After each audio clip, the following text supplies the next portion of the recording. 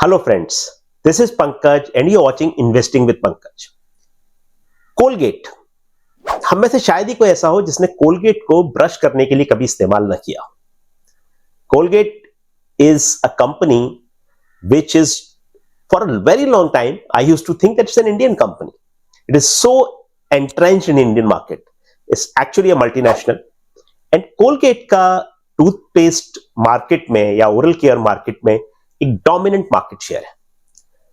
Colgate की बात आज हम यहां पे क्यों कर रहे हैं, ये बहुत इंपॉर्टेंट सवाल है, उसके बारे में भी डिस्कस करेंगे। बट हम हमेशा ये कोशिश करते हैं कि अपने वीडियोस में एक थ्योरेटिकल फ्रेमवर्क जो है मार्केट के और जो प्रैक्टिकल एग्जांपल्स हैं उनको दोनों को एक साथ मिला के, दोनों को एक साथ जोड़ के क्या लर्निंग्स हैं और क्या चीजें जो सीख सकते हैं हम, उनके बारे में डिस्कशन करते हैं। तो एक बहुत बड़ा सवाल जो अक्सर मार्केट में होता है कि जब भी स्टॉक प्राइस ऊपर जाती है तो स्टॉक प्राइस के ऊपर जाने में किस चीज का ज्यादा कंट्रीब्यूशन होता है? ईपीएस ग्रोथ, ईपीएस मतलब अर्निंग्स, नेट प्रॉफिट का ग्रोथ, या फिर पी मल्टीपल जो वैल्यूएशन मल्टीपल होता है, प्राइस टू अर्निंग्स मल्टीपल होता है, उसका कंट्रीब्यूशन होता है। ये एक एज ओल्ड क्वेश्चन है और इसका ठीक ठीक जवाब किसी के पास भी नहीं है, लेकिन इस दोनों जो फैक्टर्स हैं उनको समझना बहुत जरूरी है और ये आज हम कोलगेट के एग्जांपल के जरिए आपको बताएंगे और आपके साथ डिस्कस करेंगे। Let's start. पी एक्सपेंशन और पी ग्रोथ स्टॉक प्राइस में जो कंट्रीब्यूशन करते हैं, उसका एक बहुत बढ़िया एग्जांपल हमारे रिसर्च टीम ने अभी फाइंड आउट किया और कोलगेट के एग्जांपल को हम यहां पर बहुत डिटेल में डिस्कस करेंगे। बट उससे पहले एक चीज हाईलाइट करेंगे कि Colgate is a very large company, it's a dominant company in oral care market like toothpaste and toothbrushes. और ये कंपनी बहुत पुरानी कंपनी है, मतलब हिंदुस्तान में, इंडिया में कम से कम पिछले 70-80 सालों से तो ऑपरेट कर ही रही है। उससे पहले का we don't know, but this is something which is almost as old as most of Indian population is. बहुत सारे लोगों ने इसको यूज भी किया होगा और हम में से शायद ही कोई एक्सेप्शन हो जिन्होंने कभी कोलगेट का इस्तेमाल ना किया हो। बट नेट नेट ये है कि it's a very popular name, it's a listed entity, it's something which is a MNC and it has lot of interesting things about itself and that's why we have take this as an example. अब question ये है कि EPS growth मतलब net profit कैसे बढ़ रहा है? सीधा सीधा मार्केट में हमेशा एक चीज है जो हमें याद रखनी चाहिए कि आप कितना भी किसी चीज को प्रेजेंट कर लें अलग अलग तरीके से, बट अगर लॉन्ग टर्म बेसिस पे ईपीएस का ग्रोथ नहीं है तो स्टॉक प्राइस की ग्रोथ बहुत लंबे समय तक नहीं हो सकती। तो ईपीएस का ग्रोथ मतलब नेट प्रॉफिट को अगर टोटल नंबर ऑफ शेयर से डिवाइड करें, जो अर्निंग्स पर शेयर आता है, उसका ग्रोथ एक बहुत इंपॉर्टेंट फैक्टर है। बट उसके साथ साथ हमें एक चीज और भी देखनी चाहिए कि स्टॉक प्राइस जो है, स्टॉक प्राइस में सिर्फ साइंस नहीं है। हम हमेशा डिस्कस करते हैं बिहेवियरल फैक्टर्स। अगर सिर्फ साइंस होती तो बिल्कुल सीधा सीधा होता, भाई इस कंपनी का इतना ईपीएस है, ये मल्टीपल होना चाहिए, बात खत्म हो गई। It doesn't work like that. तो ईपीएस की जो ग्रोथ है वो एक अपनी जगह पर है, बट एक दूसरा फैक्टर जो है कि इन्वेस्टर उस चीज को वैल्यू कैसे कर रहे हैं। तो एक प्राइस टू अर्निंग्स मल्टीपल होता है जो वैल्यूएशन के लिए यूज किया जाता है, बहुत ही पॉपुलर मल्टीपल है, डेफिनेटली आपको पता ही है। तो प्राइस टू अर्निंग्स जो है वो कैसे ग्रो कर रहा है, वो भी एक इंपॉर्टेंट फैक्टर है। अगर समझिए कि प्राइस जो है, स्टॉक प्राइस जो है, किसी एक निश्चित टाइम फ्रेम में 2 साल में 4 गुना हो गया, 2 साल में 4 गुना हो गया, तो ईपीएस का कितना कंट्रीब्यूशन रहा या मल्टीपल का कितना कंट्रीब्यूशन रहा, ये अगर हम एनालाइज करें तो इस क्वेश्चन का जवाब ढूंढ सकते हैं। तो टेक्निकली अगर देखा जाए, थ्योरी के हिसाब से देखा जाए, तो सिर्फ एक चीज मैटर करती है, भाई ईपीएस ग्रोथ। पी मल्टीपल जो है वो मैटर नहीं करना चाहिए, क्योंकि भाई कंपनी तो सेम ही है ना, उसमें आप मल्टीपल कैसे चेंज कर देंगे थ्योरी के हिसाब से। EPS growth is the only thing that matters. But theory है, प्रैक्टिस प्रैक्टिस है। तो प्रैक्टिस में क्या होता है कि दोनों चीजें मैटर करती हैं, पी मल्टीपल भी मैटर करता है और ईपीएस ग्रोथ भी मैटर करती है। अब इसमें एक चीज अब देखें कि क्या फैक्टर्स हैं जो इनको आगे बढ़ाते हैं। तो ईपीएस ग्रोथ कहां से आती है? ईपीएस ग्रोथ कहां से आएगी? भाई रेवेन्यू की ग्रोथ हो रही है, प्रॉफिटेबिलिटी बढ़ रही है, कैपिटल स्ट्रक्चर, इन चीजों के बारे में कभी डिटेल में डिस्कशन करेंगे, लेकिन इतना मोटा मोटा समझ सकते हैं कि रेवेन्यू ग्रोथ जो है, रेवेन्यू ग्रोथ क्या है भाई। आपकी रेवेन्यू अगर आज 100 से 120 हो गई, प्रॉफिटेबिलिटी जैसी की तैसी रही, समझिए कि 10% आप नेट प्रॉफिट कमाते हैं रेवेन्यू पे। 100 से अगर 120 अगर आपकी रेवेन्यू हो गई तो 10 से 12 आपकी प्रॉफिट हो गई, right? As simple as that. दूसरा फैक्टर प्रॉफिटेबिलिटी। प्रॉफिटेबिलिटी में अगर आपकी 10% की जगह 12% हो गई तो 120 multiplied by 12% is how much? 14.4। तो रेवेन्यू तो सिर्फ 20% बढ़ा, लेकिन प्रॉफिटेबिलिटी के बढ़ने से प्रॉफिटेबिलिटी भी बढ़ गई। अगर 10% से 12% हो गई तो आपका ईपीएस 10 से 14.4 हो गया, मतलब 44% बढ़ गया, 44% बढ़ गया। As simple as that. और बहुत सारे इसमें पीएनएल जब आप देखते हैं तो बहुत सारे और फैक्टर होते हैं, बट हम सिर्फ दो चीजें ले रहे हैं कि भाई रेवेन्यू कैसे बढ़ रहा है और प्रॉफिट कैसे बढ़ रहा है। अब क्या होगा, प्रॉफिट तो बढ़ रहा है तो नेट प्रॉफिट की बात हो रही है, बट जनरली प्रॉफिट जो होता है वो ईबिटडा या प्रॉफिटेबिलिटी की मार्जिन की बात की जाती है। तो इसमें एक और चीज काउंट करती है कि भाई आपका कैपिटल स्ट्रक्चर कैसा है। कैपिटल स्ट्रक्चर मतलब अगर आप समझिए कि बहुत सारा डेट लिए हुए हैं तो आपको इंटरेस्ट पेमेंट करना पड़ रहा है। इंटरेस्ट पेमेंट तो आपका एक्सक्लूड हो जाएगा नेट प्रॉफिट से, राइट? ईबिटडा में अगर आप नीचे आते हैं, ईबिटडा मतलब क्या कि रेवेन्यू में से हमने कॉस्ट आइटम जो आपके हैं, रॉ मटेरियल या सेल्स एंड जनरल एडमिनिस्ट्रेशन, वो सब हटा दिए तो ईबिटडा बचता है। ईबिटडा में से आपने डिप्रिसिएशन हटा दिया तो ईबिट बचता है। ईबिट में से इंटरेस्ट हटाएंगे तो ईबीटी या पीबीटी बचता है। पीबीटी में से टैक्स हटाएंगे तो पैट बचता है, प्रॉफिट बचता है। तो इंटरेस्ट जो है वो डिपेंड करता है कि आपका कैपिटल स्ट्रक्चर कैसा है, इक्विटी ज्यादा है, डेट ज्यादा है, क्या है। तो मतलब कहना और भी कई सारी चीजें हैं। Just trying to simplify it for our audience and for us कि भाई अब तीन ही चीजें हो सकती हैं ज्यादातर, मोटा मोटी। रेवेन्यू ग्रोथ कैसा हो रहा है, प्रॉफिटेबिलिटी कैसे बढ़ रही है, घट रही है, या फिर कैपिटल स्ट्रक्चर कैसा है। बाकी कोई कहेगा भाई डेप्रिसिएशन है, ये सब है, of course I am not denying that, but I am just saying कि मोटा मोटी ये तीन चीजें मानी जा सकती। अब मल्टीपल कैसे बढ़ता है भाई? मल्टीपल बढ़ने के इन्वेस्टर सेंटिमेंट जो है, इन्वेस्टर सेंटिमेंट मतलब इन्वेस्टर किसी सेक्टर को पसंद कर रहे हैं, उसको उन्हें अच्छा लग रहा है, खराब लग रहा है, तो इन्वेस्टर सेंटिमेंट भी मैटर करता है। अब इन्वेस्टर सेंटिमेंट अगर मैटर करता है तो इन्वेस्टर सेंटिमेंट बनता कैसे? इन्वेस्टर सेंटिमेंट बनता है कि भाई अरे आज आप देखें कि अगर आज की डेट में अगर आप इंडिया और चाइना को कंपैरिजन करें, उनके मल्टीपल में लगभग 3 गुने का फर्क है, उससे भी ज्यादा बल्कि। मतलब सेम अगर ईपीएस है और चाइना और इंडिया को स्टॉक समझें, सेम अगर ईपीएस है दोनों का, तो मल्टीपल इंडिया का 3 गुना है, मतलब स्टॉक प्राइस 3 गुना है। आप ये चीज अगर सिर्फ कंट्रीज के लिए एप्लीकेबल नहीं है, सिर्फ सेक्टर के लिए भी एप्लीकेबल है, स्टॉक्स के लिए भी एप्लीकेबल है। आपको याद ही हमने डिस्कस किया है कि भाई कोई कंपनी है, अब देखिए कि डीमार्ट है 100, 110, 120 पे ट्रेड करती है। कोल इंडिया है 10, 12, 15 मैक्सिमम, फिलहाल 10-12 पे ही है, 10-12 का प्राइस टू अर्निंग्स होगा। तो कहने का मतलब क्या हुआ कि भाई ये जो चीज है, इन्वेस्टर का सेंटिमेंट मैटर करता है। लिक्विडिटी, लिक्विडिटी मतलब आपने शायद 2008 का फाइनेंशियल क्राइसिस जिन लोगों को याद है, और अगर याद नहीं है तो उस टाइम क्या हुआ था कि भाई ऑफ कोर्स उसके बहुत सारे डिटेल में रीजन थे, बट कहने का मतलब ये था कि बैंक्स ने इतना अंधाधुंध लैंडिंग किया हुआ था रियल एस्टेट सेक्टर को यूएस में, और ये उम्मीद की जाती है कि भैया रियल एस्टेट प्राइस तो कभी कम होते नहीं, बढ़ते ही जाते हैं। तो उस वजह से फाइनेंशियल क्राइसिस क्रिएट हो गई। अब यूएस क्या है, ग्लोबल पावर हाउस है, सबसे बड़ी इकोनॉमी है, और आज जितनी यूएस की इंपॉर्टेंस है 2024 में, इससे कहीं ज्यादा इंपॉर्टेंस 2008 में हुआ करती थी। आज भी डोमिनेंट इकोनॉमी है, सबसे बड़ी इकोनॉमी है यूएस में।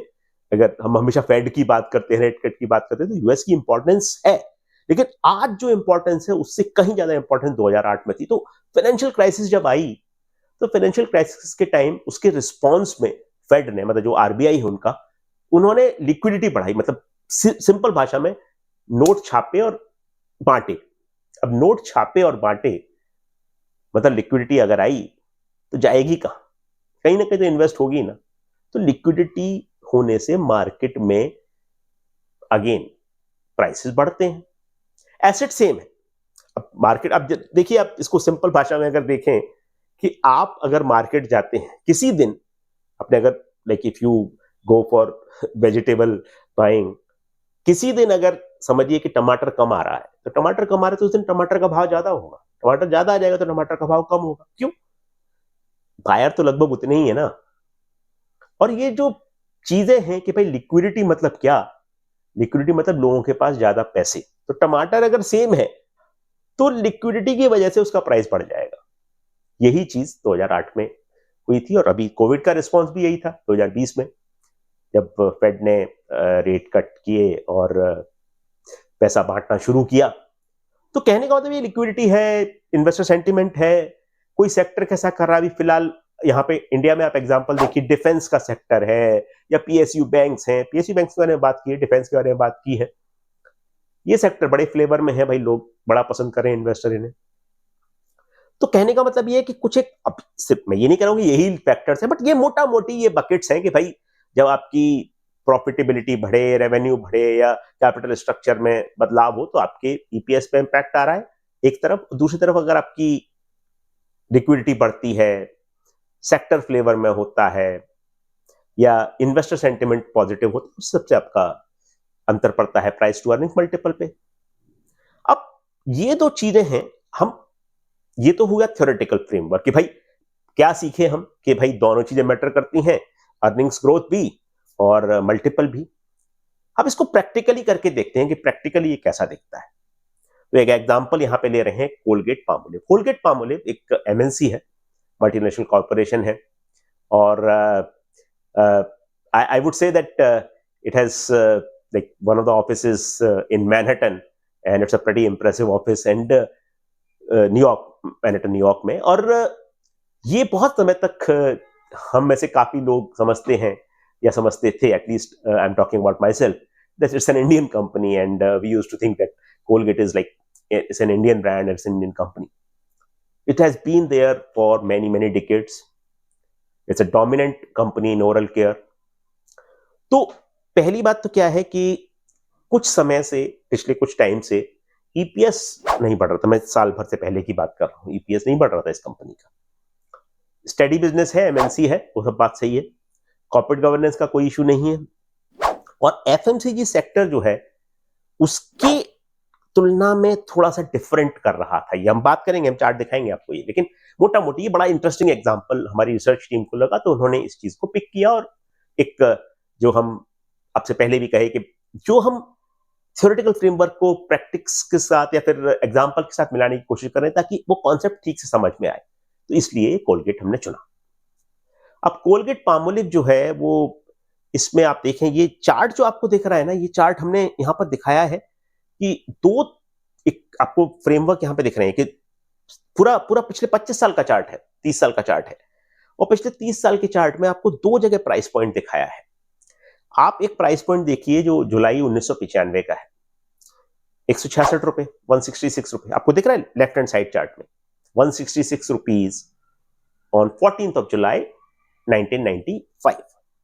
फिर आप ये चार्ट देखिए राइट हैंड साइड वाला, सेम चार्ट है, वही 25-30 साल का कोलगेट का प्राइस परफॉर्मेंस, और वो आपको 121 रुपए 8 जुलाई 2005 को, 10 साल, 8 जुलाई 2005 और जुलाई 1995, 10 साल का फर्क है, और स्टॉक प्राइस 166 से 121 रुपए, 25% से ज्यादा प्राइस का डिक्लेयर।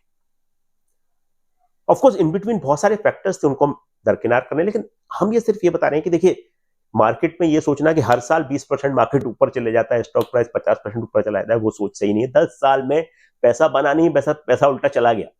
और ये तो वो समय है जबकि इंटरेस्ट रेट बहुत अच्छे हुआ करते थे, 10-12% तो इंटरेस्ट आराम से मिला करता था। आज जो 6-7% के इंटरेस्ट एफडी में मिलते हैं, उसके कंपेरिजन में वो एनवायरमेंट बड़ा अलग एनवायरमेंट था, इन्फ्लेशन ज्यादा थी, इंटरेस्ट रेट ज्यादा थे।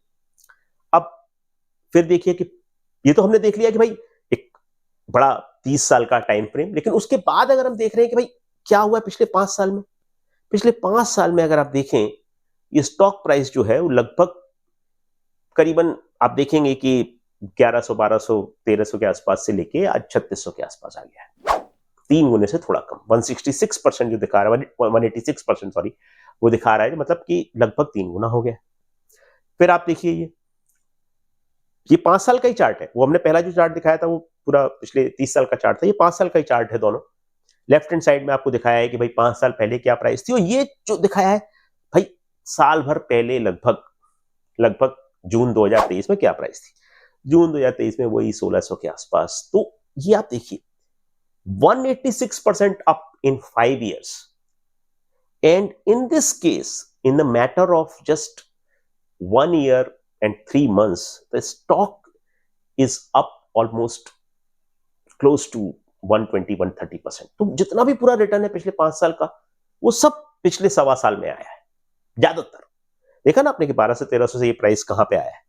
अब ये 1200 से 1300 से प्राइस हुआ आपका 1600 के आसपास, 4 साल लगे उसको, और पिछले सवा साल में ये प्राइस 3 गुना लगभग हो गया, या अगर आप 1600 का भी बेंचमार्क ले रहे हैं तो 2.5 गुना हो गया। अब आप देखिए कि ये जो चीज है 5 साल का हो गया। अब 1 साल का देखिए, 1 साल में स्टॉक 88% ऊपर है, डबल हो गया लगभग। डबल हो गया मतलब कि बहुत अच्छी परफॉर्मेंस है भाई। It's a big company, right? It's not a small company like कि ठीक है भाई 2-4-500 करोड़ की कंपनी है। 1 लाख करोड़ का मार्केट कैप है कंपनी का, मतलब लगभग $12 बिलियन के आसपास। It's not a joke. किसी स्टॉक का जो 5-6 बिलियन डॉलर के मार्केट कैप पे हो, $12 बिलियन हो जाना is a big thing. It's not a small stock, that's what I am saying. अब आप देखिए इसमें क्या हुआ है पिछले साल भर में। ये साल भर का जो चार्ट है वो 88%, और 6 महीने का चार्ट देखिए। 6 महीने के चार्ट पे 44% दिखा रहा है आपको। ये राइट हैंड साइड में चार्ट है 6 महीने का, 44% ऊपर है, 88% ऊपर है 1 साल में, 44% ऊपर है आपका 6 महीने में। अब ये जो चार्ट है कि भाई 20 साल का टाइम होराइजन हम कहेंगे कि बहुत रेलिवेंट नहीं है। क्यों नहीं है रेलिवेंट? भाई मार्केट का कैरेक्टरिस्टिक थोड़ा बदल गया है। इंडिया, जैसे हमने कई बार बात की है ना कि फॉरेन इन्वेस्टर या डोमेस्टिक इन्वेस्टर, तो अगर आप तुलना करें तो फॉरेन इन्वेस्टर की जो इंपैक्ट हुआ करती थी इंडिया के ऊपर, वो बहुत कम हो गई है। डोमेस्टिक फ्लोज इतने हैं, बात की ना हमने कई बार कि 2.5-3 बिलियन डॉलर, मतलब लगभग 20,000 करोड़ के आसपास का तो हर महीने एसआईपी हो रहा है, सिर्फ एसआईपी। तो डोमेस्टिक जो फ्लोज है बड़े स्ट्रांग है, उस वजह से फॉरेन इन्वेस्टर की जो एक्शन है या उनका बाइंग सेलिंग है उसका इंपैक्ट कम है। और पिछले साल भर का तो डाटा हम दिखा ही चुके हैं, आपको कई बार बात की है कि भाई जो फॉरेन इन्वेस्टर जब भी सेलिंग पे आते हैं तो बड़ा स्ट्रांग डोमेस्टिक बाइंग हो जाता है उस टाइम। 4 जून जब मार्केट का रिजल्ट आ रहा था इलेक्शन पे, तो वो चीज नेचुरली एक इंपैक्ट कर रही है। अभी 20 साल का हम कह रहे हैं भाई टाइम फ्रेम रेलेवेंट नहीं है भाई। ये जो आपको एक चीज ये क्यों दिखा रहे हैं, ये आप चार्ट देखिए, ये जो ब्लू कलर के जो बार है वो ईपीएस है, और जो डार्क ब्लू कलर की लाइन है वो पीई है, प्राइस टू अर्निंग्स है। तो 20 साल का हम रेफरेंस नहीं लेंगे, हम ये कह रहे हैं सिर्फ। तो 20 साल पहले जो पीई था उसको थोड़ा छोड़ देते हैं, उसके बारे में बात नहीं करेंगे। लेकिन चार्ट आपको दिखाने का, आप देखिए इस चीज को कि 20 साल पहले से जो पीई था, 20 साल पहले का जो पीई है और जो आज का पीई, उसमें काफी फर्क है, और वो चीज हम आपको बताएंगे कि हम क्या बात कहने वाले हैं उसके बाद। अब देखिए कि ये जो चीज है 5 साल का होराइजन देखते हैं। 5 साल के होराइजन में आप देखिए कि ये स्टॉक जो है, एक तो बीच में कोविड भी हुआ था, बट कोविड को अगर छोड़ दें तो लगभग पिछले, मतलब अगस्त, ये जो आपको दिख रहा है ना 2020 से लेके ये, मतलब साल भर पहले तक इसका ईपीएस कुछ खास बदल नहीं रहा था। ईपीएस लगभग फ्लैट ही था। अब क्या हुआ उसकी वजह से? उसकी वजह से ईपीएस नहीं बढ़ रहा है तो कोई वैल्यूएशन भी नहीं हो रहा है। वैल्यूएशन भी आप देख रहे हैं, वैल्यूएशन नीचे आ गया है। वैल्यूएशन नीचे आ गया है। वैल्यूएशन नीचे आ गया मतलब वैल्यूएशन जो था 35-40 का वैल्यूएशन हो रहा था, 30-35। और ये वैल्यूएशन मतलब क्या कि प्राइस तो जब बढ़ रहा है तो आप कह सकते हैं भाई कि ठीक है प्राइस बढ़ रहा है तो 2 कारण है, तो ये उल्टा भी हो रहा है यहां पर। अब फ्लैट है यहां पर ईपीएस, कम नहीं हुआ ईपीएस, लेकिन आपने देखा ना स्टॉक भी चला नहीं ज्यादा। मतलब प्राइस टू अर्निंग्स जो मल्टीपल है, इट्स नॉट रियली एक्सपैंडिंग। और पिछले साल सवा साल में स्टोरी एकदम पलट गई। जैसे ही अर्निंग्स बढ़ना शुरू हुए, मल्टीपल भी एक्सपेंड होना शुरू हो गया। आप देखिए इस चीज को, यहां पर जो आपको चार्ट दिखा रहे हैं, आप देखिए कि जो ब्लू बार्स हैं वो काफी टाइम तक फ्लैट थे, राइट? मिडिल पोर्शन की बात करो, काफी टाइम तक फ्लैट थे। उसका अचानक से बढ़ना शुरू हुई और अर्निंग्स बढ़ रहा है, और अर्निंग्स के बढ़ते ही, अर्निंग्स के पिकअप करते ही ये मल्टीपल देखिए कैसे एक्सपेंड हुआ। मल्टीपल जो आपको दिख रहा है आज कहां पे पहुंच गया? 70 के आसपास, 35-40 से 70 के आसपास मल्टीपल पहुंच गया। आपने देखा ना कि 1 साल में 88%, पिछले सवा साल में 150% के आसपास ये स्टॉक इतना चल गया। अर्निंग्स जैसे ही पिकअप करना शुरू किए, मल्टीपल भी एक्सपेंड हो गया। यही चीज यहां पर इंपॉर्टेंट है। उसके बाद देखिए कि हाउ, लेकिन ये जो चीज है सिर्फ आपको दिखा रहा है साल भर का, साल भर में जो एक्सपेंशन है बिल्कुल एकदम कितना नाइसली कंपेरेबल चार्ट है। आप देखिए जैसे जैसे अर्निंग्स बढ़ रही है वैसे वैसे मल्टीपल बढ़ता जा रहा है, लगभग इन टेंडम है, मतलब एक साथ है, कपल्ड है, मतलब एक साथ ऊपर जा रहे हैं। ईपीएस जैसे ही बढ़ रहा है मल्टीपल भी एक्सपेंड हो रहा है। और ये जो चीज है पी एक्सपेंशन जैसे बढ़ा और ईपीएस ग्रोथ जैसा हुआ, ये जो चीज है यही हम आपसे कहने की कोशिश कर रहे थे कि स्टॉक को चलाने में, स्टॉक को ऊपर ले जाने में दोनों चीजों का कंट्रीब्यूशन हो रहा है। ईपीएस भी कंट्रीब्यूट कर रहा है और पी भी कंट्रीब्यूट कर रहा है। कोई स्टॉक बहुत ठंडा हो भाई कि अरे यार ईपीएस तो बढ़ ही नहीं रहा है, तो उसका थक हार के मल्टीपल भी गिव अप कर देता है। क्योंकि अगर ईपीएस ग्रोथ नहीं हो रही है तो बहुत समय तक आप ये नहीं कह सकते कि भाई जस्टिफाइड है भाई 100, 150, 300 का मल्टीपल। आप देखिए ना बहुत सारे ग्लोबल एग्जांपल भी हैं, कभी एनवीडिया के बारे में बात करेंगे और भी स्टॉक्स के बारे में बात करेंगे, लेकिन नेट नेट यही है कि भाई अगर ईपीएस ग्रोथ है ना तो लोग पी मल्टीपल को भी थोड़ा सा बेनिफिट ऑफ डाउट दे देते हैं कि भाई इसको भी बढ़ा दो। अब कोई कह सकता है कि भाई ये तो क्या बड़ी बात है, तो बहुत सारे स्टॉक हैं जो डबल हो गए साल भर में या 3 गुने हो गए।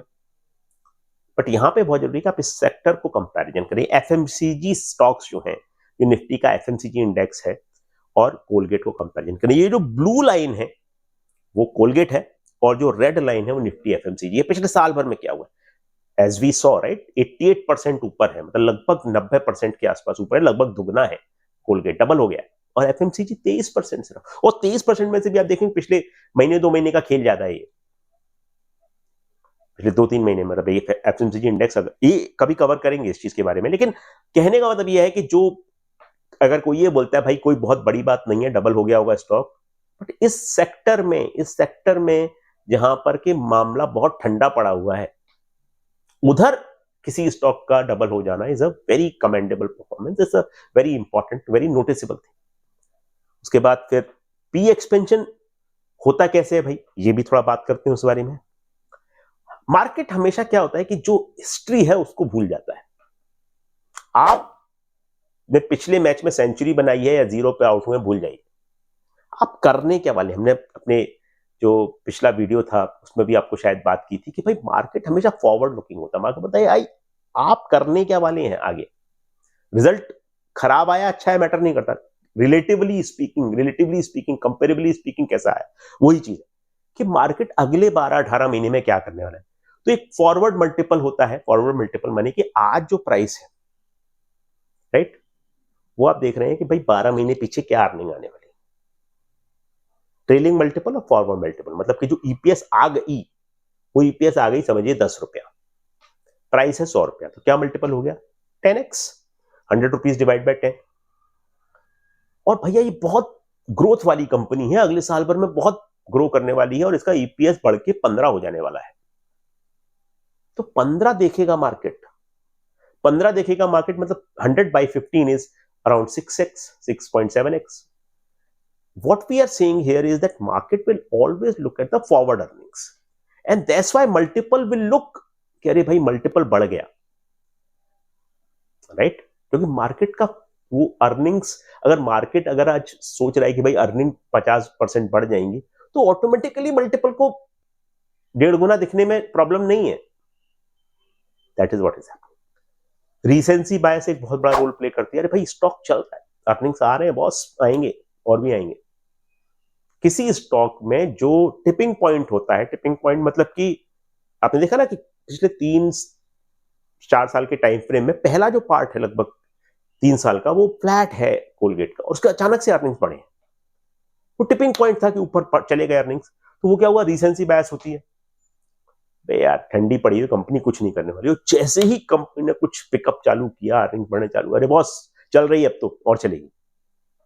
दूसरी बात फिर एक और होती है, पेंडुलम इन्वेस्टर सेंटिमेंट का स्विंग करता है पेसिमिज्म और ऑप्टिमिज्म के बीच में। आज जो सिचुएशन है मार्केट की वो काफी ऑप्टिमिज्म के पास में है, आशावादी दृष्टिकोण है इन्वेस्टर का कि भाई मार्केट बहुत अच्छा है, 25-26 का अगर मल्टीपल है निफ्टी का। तो अगर नेगेटिव होगा तो बोलेगा यार अब तो बॉस नेगेटिव है, तो ये स्विंग करता है। कभी भी अभी भी ऑफ कोर्स पेंडुलम जैसे आप जानते हैं कि जब भी राइट में जाता है या लेफ्ट में जाता है तो बीच में भी आता है, लेकिन हमेशा राइट और लेफ्ट में अगर आप देखें एक बहुत ही ब्रीफ मोमेंट के लिए वो बिल्कुल वर्टिकल होता है, राइट? इधर जाता है, इधर जाता है, ज्यादातर वो अपने रियल वैल्यू जो है उसकी दूर ही रहता है। कितना दूर है वो एक सब्जेक्टिव मैटर है, कभी डिस्कशन करेंगे उस बात के ऊपर, बट ये बहुत इंपॉर्टेंट चीज है याद रखने के लिए कि भाई पेंडुलम स्विंग होता रहता है हमेशा। जैसे ही किसी कंपनी को लोग पसंद करना शुरू करें और ये भीड़ लग जाती है इन्वेस्टर की। और आपने देखा यार ये सबसे स्ट्रेंज फिनोमिनन है मार्केट का कि जब भी कोई चीज महंगी होती है मार्केट में तो लोग बोलते हैं हम नहीं खरीदेंगे। कोई और ऐसी चीजों की बात कर रहा हूं, जैसे सेल लगती है तो बहुत भीड़ लग जाती है, लेकिन स्टॉक प्राइस की जब स्टॉक्स की सेल लगी होती है तो लोग फिर भी नहीं खरीदते उन्हें, और महंगे होते हैं तो खरीदना चाहते हैं। ये इन्वेस्टर साइकी है, इन्वेस्टर बिहेवियर है। तो कहने का मतलब ये है कि ये सब चीजें मैटर करती है। स्टॉक मार्केट जो है हमेशा ग्रोथ को प्रेफर करता है, मतलब ये बोलता है कि भाई देखो emerging market specially India as economy 6-7% तो ग्रोथ मिनिमम है, फिर इन्फ्लेशन पकड़ लीजिए आप तो 12-13% की नॉमिनल ग्रोथ तो आनी चाहिए, क्योंकि जितना रियल ग्रोथ है 6-7% का और 5% की इन्फ्लेशन, तो 12-13% की तो आपकी ग्रोथ आनी ही चाहिए। तो ग्रोथ बड़ी इंपॉर्टेंट चीज है मार्केट में। तो ये सब कारण है कि पी मल्टीपल जो है वो क्यों एक्सपेंड करता है। मुख्य इस तौर पर फॉरवर्ड अर्निंग देखता है मार्केट। मार्केट हमेशा रीसेंसी बायस के साथ चलता है। मार्केट हमेशा पेंडुलम जो स्विंग करता रहता है। दूसरी बात एक और जो चीज है वो ये कि पेंडुलम के स्विंग करने का एक और इम्पैक्ट आता है कि भाई मार्केट जो है वो हमेशा जब अर्निंग्स बढ़ रही होती है तो एज्यूम करता है कि और बढ़ने वाली है। अब ये एक स्लाइड है जो कि हमने कोलगेट के क्वार्टरली रिजल्ट वाले चार्ट से लिया। ये they are doing a lot in terms of like business momentum भी है, सिर्फ ईपीएस ग्रोथ का कोई फंडामेंटल बेसिस भी है। ऐसे ही नहीं है कि ईपीएस, एक और चीज कभी इस बारे में बात करेंगे, बट एक बात ध्यान रखने वाली है कि ईपीएस अगर ग्रोथ हो रही है आपकी कोर बिजनेस में ना हो रही हो, अदर इनकम से आ रही हो या और किसी रीजन से आ रही, तो लोग उतना भाव नहीं देंगे, तो लोग उतना प्रेफर नहीं करेंगे। बट यहाँ पे ये बहुत जरूरी है कि ईपीएस सब एक्सिलरेटिंग डोमेस्टिक ग्रोथ, उसकी में ये सब जो चीजें आपको दिख रही हैं बहुत इंपॉर्टेंट चीजें। Fundamental underlying business is getting stronger and stronger. Margin देखिए, EBITDA परसेंटेज, अब बात करते हैं EBITDA की, मार्जिन परसेंटेज बढ़ रहा है। ये सब चीजें दिखा रही है कि फंडामेंटल स्ट्रेंथ भी है बिजनेस में, तो लोग अर्निंग्स के साथ साथ मल्टीपल को भी ऊपर धकेले दे रहे हैं। ये देखिए काफी सारी नई चीजें वो कर रहे हैं। AI is a buzzword, AI का भी इस्तेमाल हो रहा है, एनालिटिकल मॉडल यूज हो रहे हैं। तो ये सब चीजें क्या है कि we are not saying that we can quantify them that how much is this leading to in terms of EPS growth, but all these are very important fundamental business changes which are resulting into good financials, good EPS growth. अब investor के लिए क्या message है, investor को क्या इससे सीख सकते हैं? मार्केट सेंटिमेंट की अवेयरनेस बहुत जरूरी है। हमें ऐसा लगेगा, जैसे हम चाइना का एग्जांपल देखते हैं, चाइना तो भैया 1/3 प्राइस पे मिल रहा है, but there are reasons why that is the case. Investor sentiment का ध्यान रखना बहुत जरूरी है। टर्न अराउंड स्टोरीज, मतलब जिनमें की खराब परफॉर्मेंस से एकदम बदल रही है परफॉर्मेंस, उन चीजों को ढूंढिए। Look for turn around stories, massively turn around kind of story Colgate which we सी।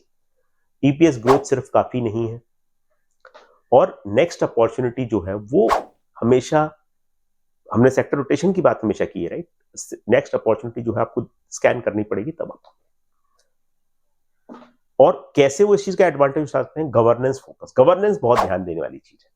मैं हमेशा ये बात कहता हूं कि अगर गवर्नेंस किसी कंपनी की अच्छी नहीं है, किसी स्टॉक, तो फिर आप कोई भी एनालिसिस कर लें, उन नंबर्स की सैंक्टिटी या उन की क्रेडिबिलिटी पे आप उतना ज्यादा भरोसा नहीं कर सकते। गवर्नेंस बहुत जरूरी है, पेशेंस चाहिए, things will get better, things will stabilize. This what you see, it's a great brand, it's a great company, but still for last 4 years, first 3 years are not bad, but they are not great either.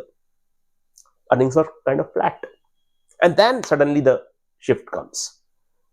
Historical multiples को देखना बहुत जरूरी है। हमने एक stock के बारे में बात की थी, शायद कभी आपके बारे में और भी डिस्कशन करेंगे, लेकिन हमेशा ये होता है कि भाई हिस्टोरिकल बैंड आप देखिए कहां पे है। एशियन पेंट्स की बात की ना, एक्सोनोबिल की बात की ना, पेंट्स कंपनी की बात की ना, जहां पे हिस्टोरिकल कंपैरिजन में अगर वो अट्रैक्टिव लग रहा है तो भाई you can look at it, you can evaluate further. Peaks and trough समझिए। अगर किसी को ऐसा लगता है कि भाई अभी मार्केट बहुत महंगा हो गया है, stay away, there is no problem. But also understand that there could still be stocks which must be trading, as we saw in the paint sector, right? The performance which we are showing for like 1 year and longer in June looks very different from what we saw just now. In 2 months, like July and August, things have changed for paint sector. They have done better than Nifty. तो कहने का मतलब ये कि peaks and troughs तो हो ही सकते हैं, आ ही सकते हैं। Again, this is a very important slide. हम किसी भी तरह का बाय और सेल रिकमेंडेशन नहीं दे रहे हैं। हम सिर्फ ये कोशिश कर रहे हैं कि किस तरह से इंपॉर्टेंट कॉन्सेप्ट को समझा जाए, किस तरह से इन चीजों को आप यूज करें और कैसे थ्योरी और प्रैक्टिस में और एग्जांपल्स के साथ इस चीज को बेटर समझें। Thank you so much. It's great to talk to you on things which are very important for market, and hope you like our content, hope you like our video on this. If you have any comments, any suggestions, please do let us know. Thank you so much.